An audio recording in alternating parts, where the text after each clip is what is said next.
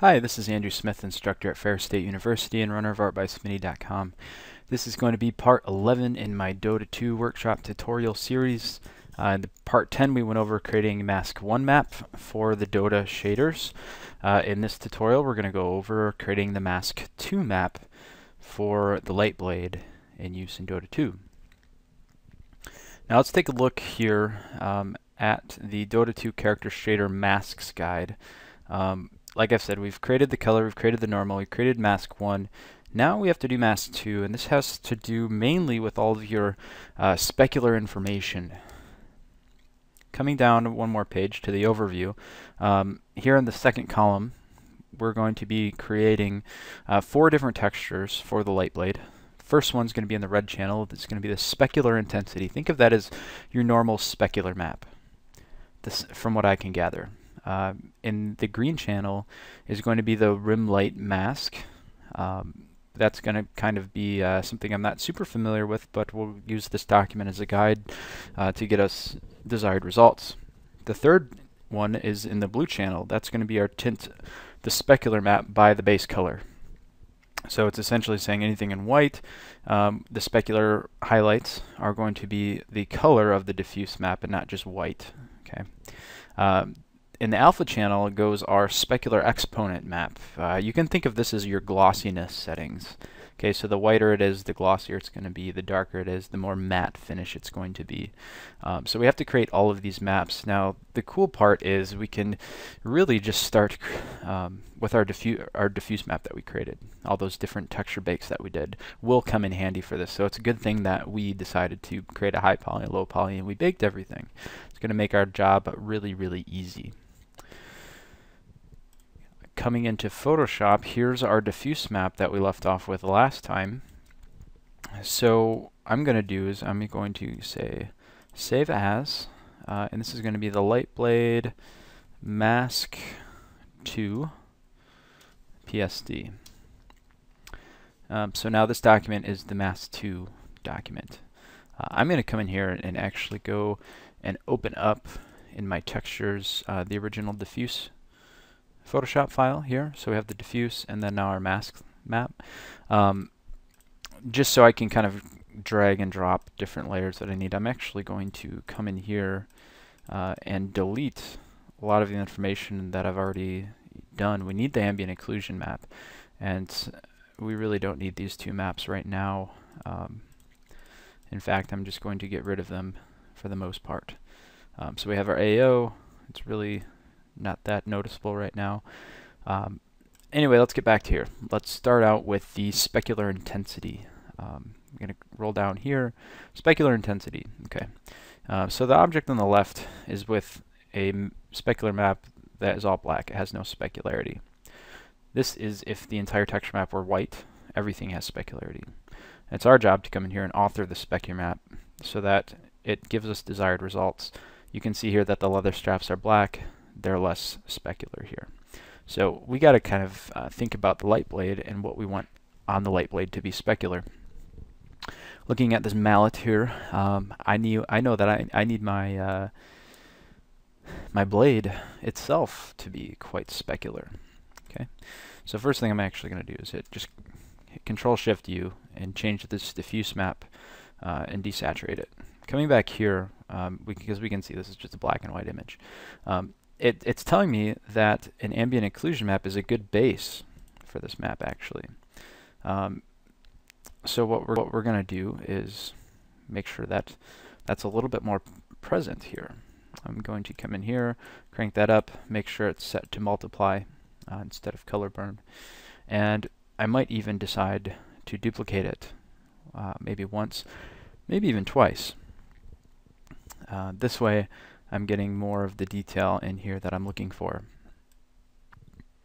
Now I'm going to be constantly comparing it to this specular map just to make sure that I'm getting the things that I want to get. Coming back to Photoshop, I am going to come in here to this diffuse map. I do need a few things like blood, for instance. I need to come down here and find these blood layers, and it looks like they're all right here. So I'm going to Control E those, and Control A, Control C to copy that, coming in here, I'm going to paste that in, and it actually didn't come in centered. So what I'm going to do is just drag this guy over, bring this layer, hold shift, snap it on to this document here, and I'm going to move this off to the side for now. So now our blood did come in, which is quite nice. What I'm going to do now is call this blood.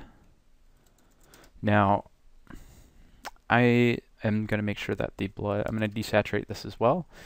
What I'm going to do is I'm also going to come in here into image adjustments levels, and I'm going to tighten up these levels quite a bit. That way the blood has a little bit of specular contrast to it, but not much. Here I'm going to click on E for my eraser tool and just kind of, I'm going to make this brush a lot smaller. It's quite large right now. I'll come in here and just kind of erase the parts that are going to be in the background for now.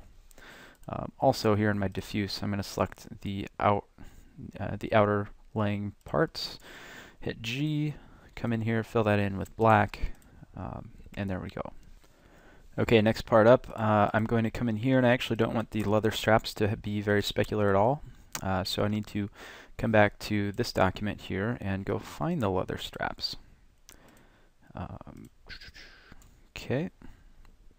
And actually, I might be able to come and do that in this document here by coming in here, hitting W, and selecting just this part. I'm gonna check contiguous, so it only kind of stays within these bounding areas. I'll create a new layer, fill that in with black, and then add this black layer. I'm going to actually lower the opacity on it because I do want a little bit of specularity, but not much. Again, kind of looking at how they did the straps here.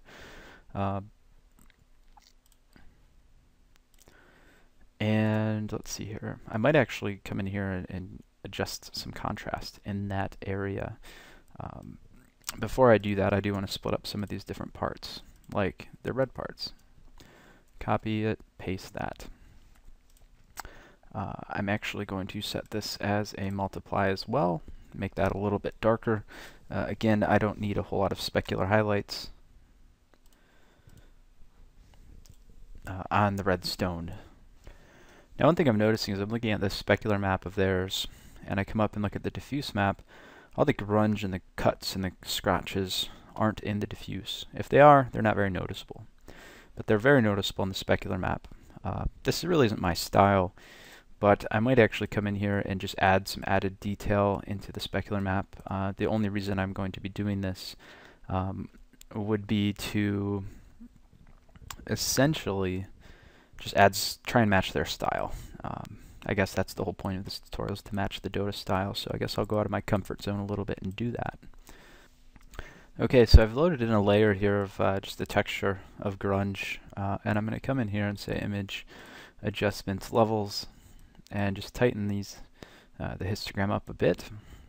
Okay, again looking here at this guy, might need to tighten it up a bit more.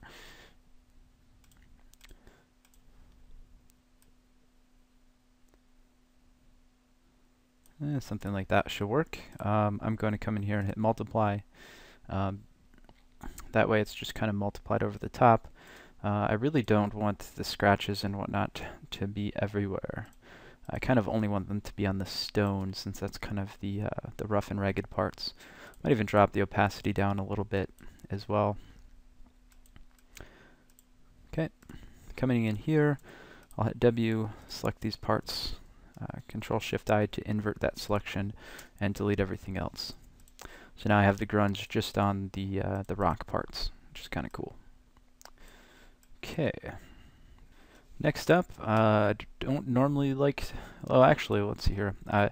My cuts from my designs in this, my logo and stuff, I actually want to come in here and grab that information and make that less specular. So I guess we can, it's probably going to be down here in, yep, the Paint 2 layer. There we go. I want this layer, and I'm going to click and drag that into here. There we are. Control-Shift-U that over here. Say image adjustments levels. Tighten these up a bit. There we go. Looking good. And I actually am going to erase. Actually, I don't want them to be that dark. Image adjustments, levels. Actually, maybe I do. Keep changing my mind here. Just have to bear with me, I guess. So coming in here, I'm just going to kind of erase some of the lighter parts for the most part. So image adjustments, play with the levels a little bit more, try and get those out of there. Okay. I might even come down in here and say blending options, color overlay. I'll just do a darker color like that, and that actually will work just dandy. Okay, that is looking good as well. And from here, I'm actually going to try an interesting technique. We'll see if it works. I usually don't like to do this kind of stuff. Merge all of them into one layer, hold shift, bring them into my new guy here, control shift U them. Actually, we're going to move this up to here, control shift U. We'll move it, actually we'll move it back down to here. And so now I have all my detail for my diffuse map. I'm actually going to set this as a multiply layer. No, maybe we'll do overlay.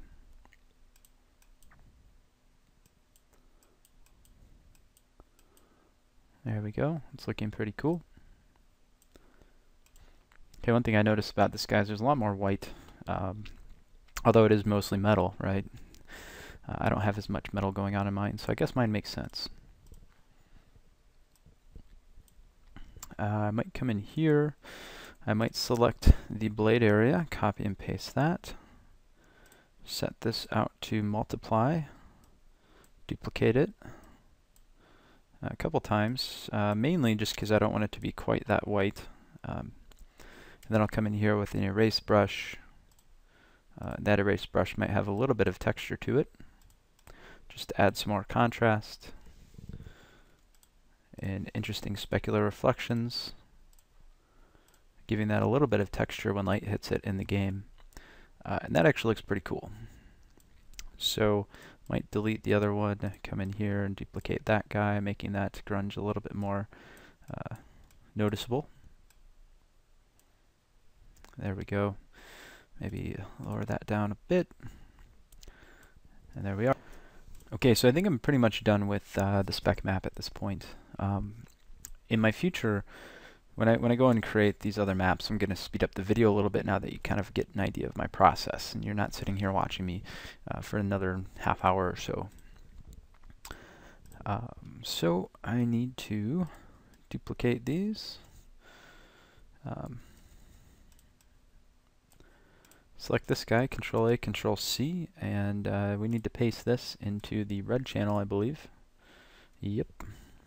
Just double checking. Red channel, paste that in.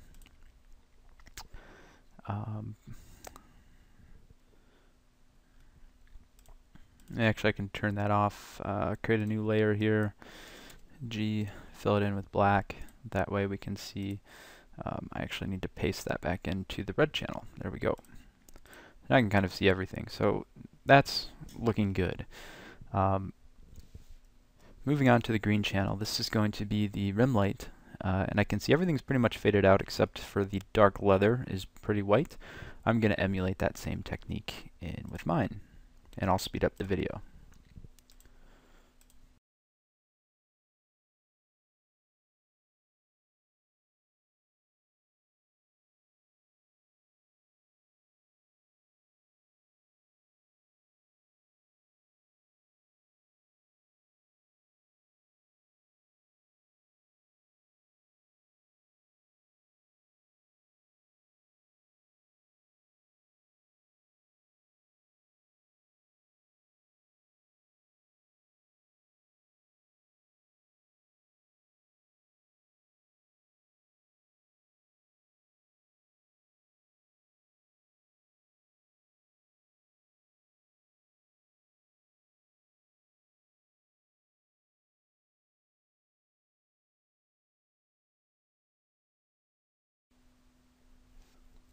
Okay, so I now have my rim texture created. It's going to go on my green channel. This is my specular texture. It's going in the red channel. And now what we have to do is we have to create well, this tint spec by color map. You can see here, this is going to go, this will go in my blue channel. And you can see here, if I don't have it applied, it'll highlight that with white, where it's specular. But if I have this in my blue channel, it'll actually tint it orange instead of white. So it's quite important in certain parts if we want them to tint a certain color, then we're going to need to make sure we do that. So coming in here, looking at my original texture, when light hits this, the blade can certainly turn white. That's fine and dandy with me. But I do need the leather straps to be colored, and in the red part a little bit as well.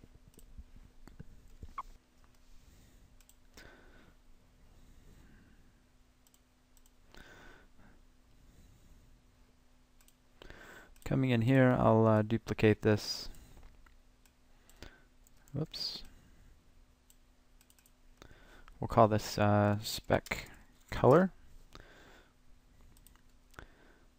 And essentially, I don't need any of these. This guy is going to be completely white.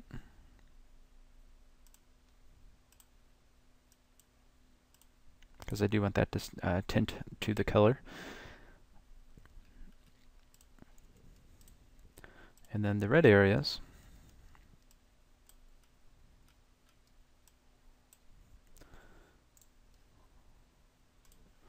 are going to be a little bit gray.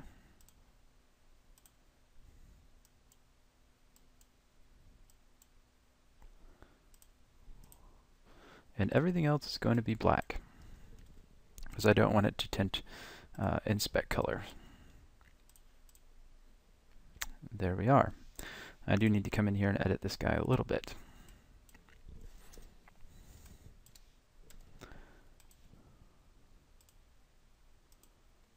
There we go.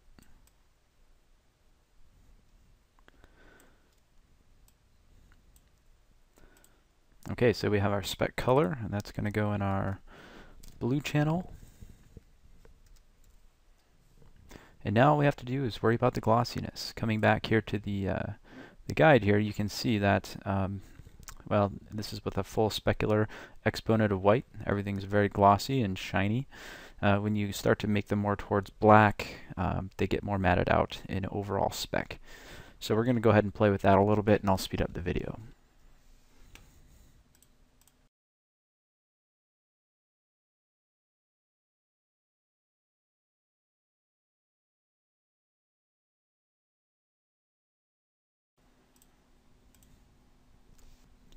Okay, so here's my my glossiness map. Pretty much gray, except for it's going to be very glossy or whitish by the handles. And again, I'm just kind of going off of their authored specular exponent map here as my reference for this. So with that being said, I'll hit Control E in that group, Control E here, Control E here. It's just collapsing these folders down into layers. Create a new layer at the very bottom. Fill this guy in with complete black. And this is going to my red. So Control A, Control C. Delete it. Paste it in my red.